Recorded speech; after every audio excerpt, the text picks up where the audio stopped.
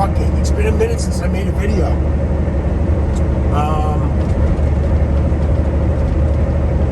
And the reason is, what's there to talk about constantly that everybody else doesn't do? But I came across this video, and one of the questions was, what defines a super trucker? If that's even a term, right?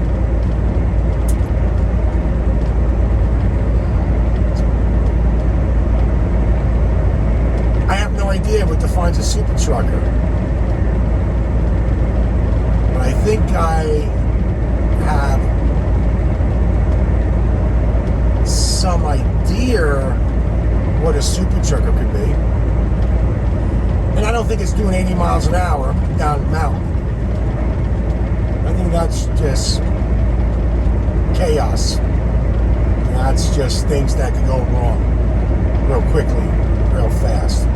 But here's my definition of what I think a super trucker is. I've got 16,000 pounds in my trailer. I'm in Wyoming. From Cheyenne to Rock Springs, sign after sign after sign after sign stated crosswinds of 55 miles per hour and or higher. High profile vehicles not recommended to travel.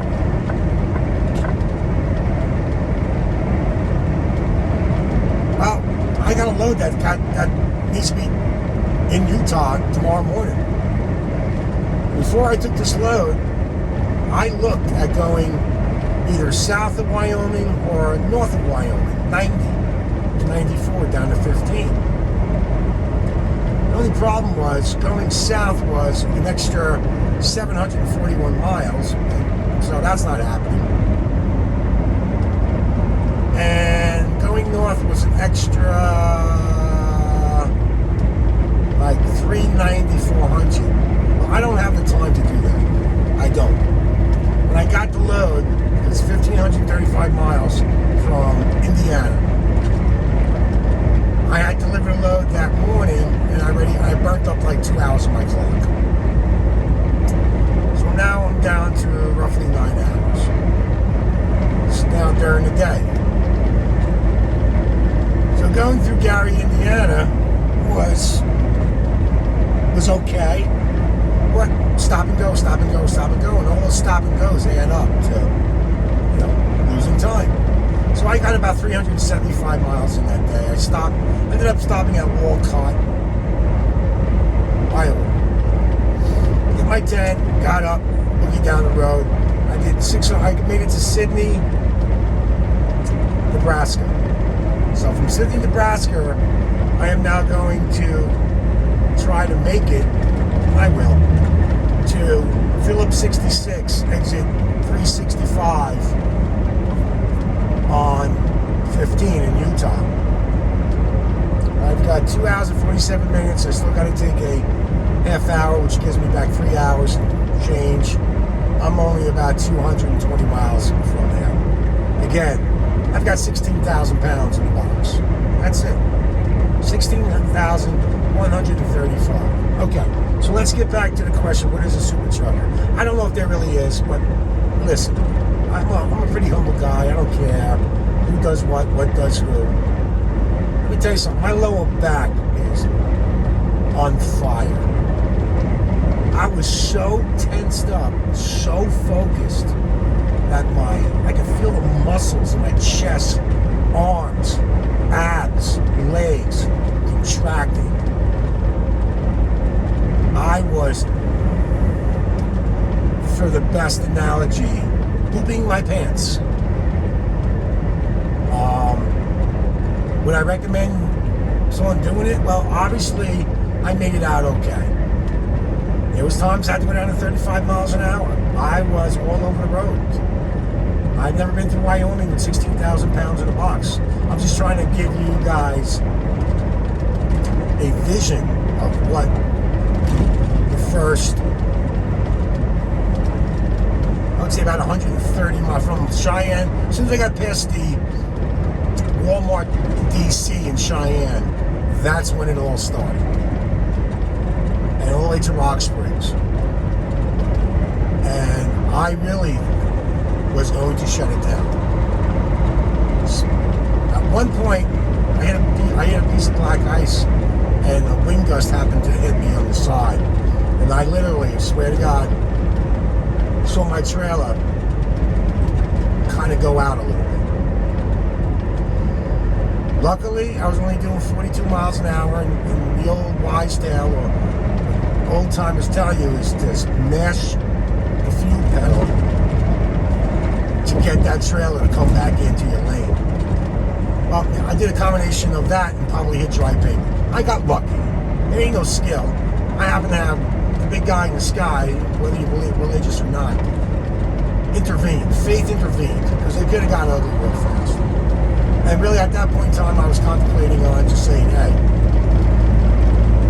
I'm done. Because the winds are supposed to last all day today until tomorrow night. I ain't delivering that load, if that's the case. Out here, up to Rock Springs, from Laramie to Rock Springs, they were talking about 2 p.m. all the way to 8 p.m. tomorrow to 8 p.m. Sunday night, excuse me. Guess what, guys? I ain't making that load. But I believe that the definition of a super trucker only applies to folks who go through Wyoming either in snow or in high winds. 55-mile-an-hour gusts. Now, if you don't believe me, I'm going to try to get this video out today. Go to the Weather Channel, go to my radar, whatever, and look at the high wind warnings. Or if anybody who's come through Wyoming will see as they go east, just to be real careful.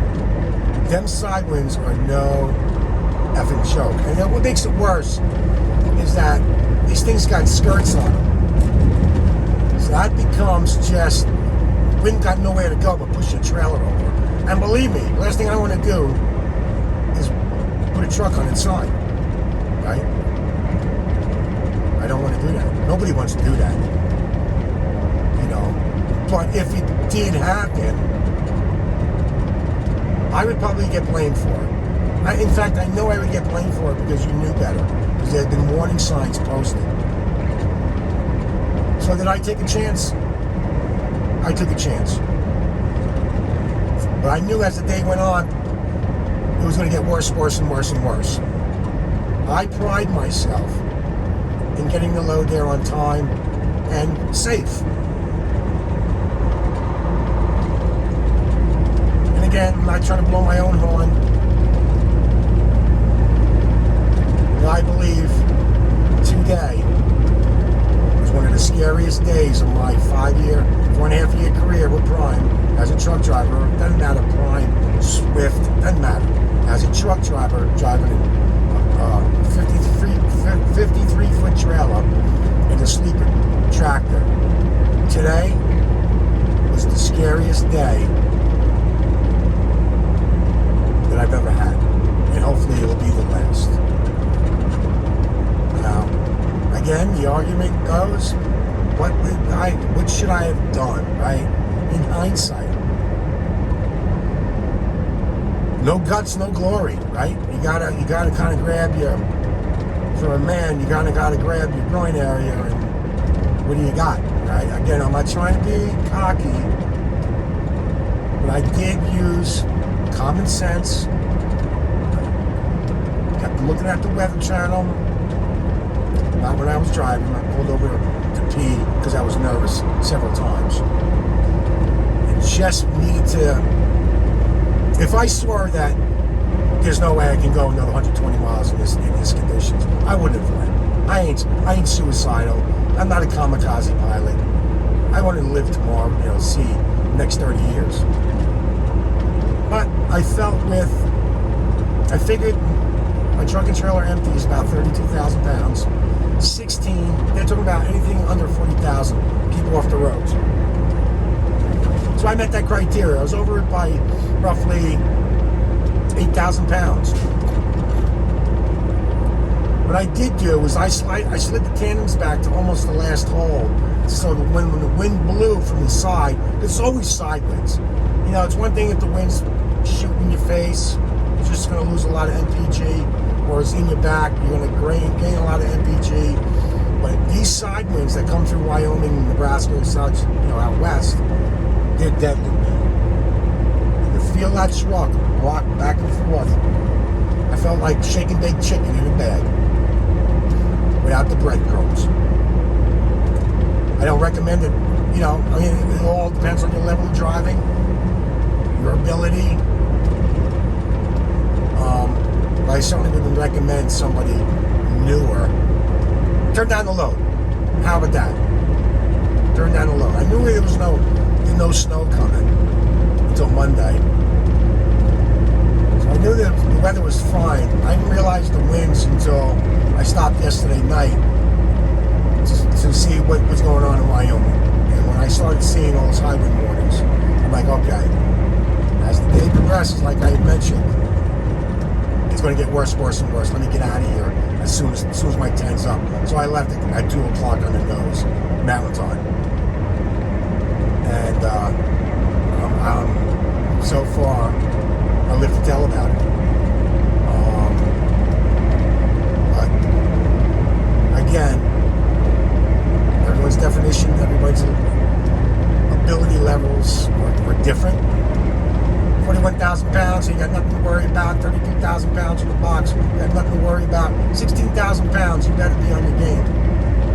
16,135 pounds is what's in this box. That's it.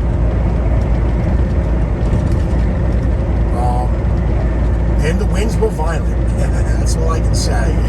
It sounded like a freight train inside my truck for about 3 hours, 3.5 hours. Slowest 120 miles I ever ran. The good news is I'm flying up hills. Would I do it again? Yes, because now I know. I've got the experience.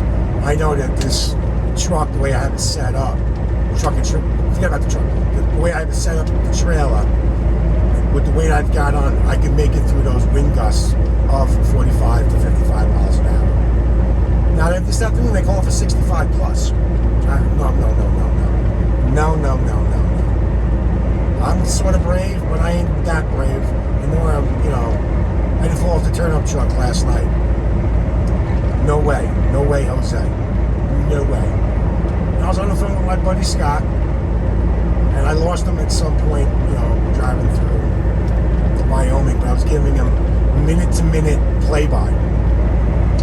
Meanwhile, if you would have seen me, I'm all up in my seat, both hands on the steering wheel, eyes in the mirror, bracing for that wind gust to come, and then going with it, not against it, going with it, and then bringing it back in. It's just what's called a wind gust. It's not constant wind. The wind speed's not constant at 45, 55 miles an hour. It's a gust. It only lasts for a brief moment. It does feel like forever, but anyway, go with it. Don't go against it. And I said to myself, if I ever go into the shoulder, because it was coming off my left side, going west. So going east, it's going to be coming out the right side. So I'm getting pushed into the shoulder.